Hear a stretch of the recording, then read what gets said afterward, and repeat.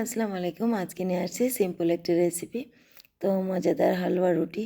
তো আমি টিপস সহ আমি হালুয়া রুটি করব। তো প্রথমে আমি ঘি গরম করে নিয়েছি। আপনি ঘি ইউজ করবেন, তেল ইউজ করলে হালুয়াটা ভালো লাগে না। তারপর নিয়েছি ঘন দুধ। তো আমি ঠান্ডা দুধ নিয়েছি যাতে সুজিটা দলা পেকে না যায়। ঠান্ডা দুধটা ইউজ করবেন। তারপরে এখানে আমি ভালোভাবে এই সুজিটা নাড়তে নাড়তে দেখেন সুজি একটা সময় এইভাবে প্যান ছেড়ে দেবে। তারপরে আমি দিয়ে দেবো চিনি। চিনি দেওয়ার পরে আমি আর একটু নাড়াচাড়া করব। আপনি একটু হালকা অল্প একটু 1 চিমটি লবণ দিতে পারেন। তারপরে আমি আবারও ঘি দিয়ে দিচ্ছি। দেখেন এই পর্যায়ে আপনি ঘি দিয়ে দিবেন। তারপরে দেখেন নাড়াচাড়া করতে করতে এইভাবে এই পর্যায়ে দেখেন আমার এটা হয়ে গিয়েছে। এই পর্যায়ে নামিয়ে নেবেন যাতে বরফির আকার দিতে পারেন।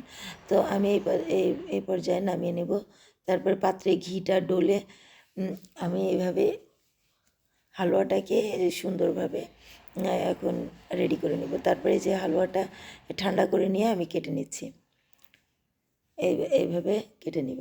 আমি হালুয়াটা দেখেন আপনি ইচ্ছা মতো শেপ দিয়ে কাটতে পারেন। তো আমার হালুয়াটা রেডি হয়ে গিয়েছে।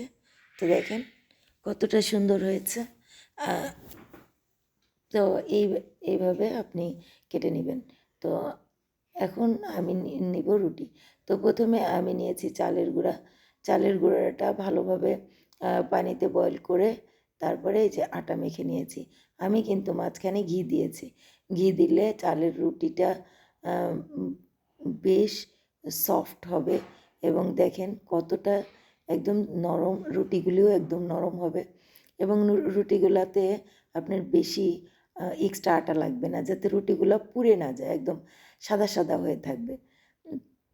তো অনেকেরই আবার আটা বেশি লাগে, এটা ঘি দিলে আটা বেশি লাগবে না, আপনার রুটিটা খুবই সফট হবে। তো দেখেন কীরকম সফট হয়েছে রুটিটা।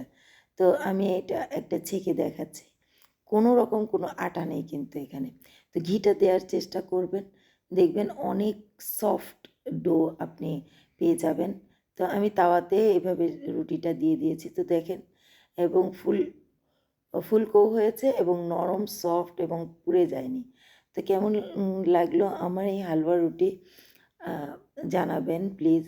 আমার রেসিপিগুলা ভালো লাগলে আমি ঝটপট রেসিপিগুলো, খুব সহজ রেসিপিগুলো দেখাই। তো এখানে এটা আপনি রমজানের আগে যে রমজানের আগে শবে বরাতে হালুয়া রুটি খাই, এটাও বানাতে পারবেন।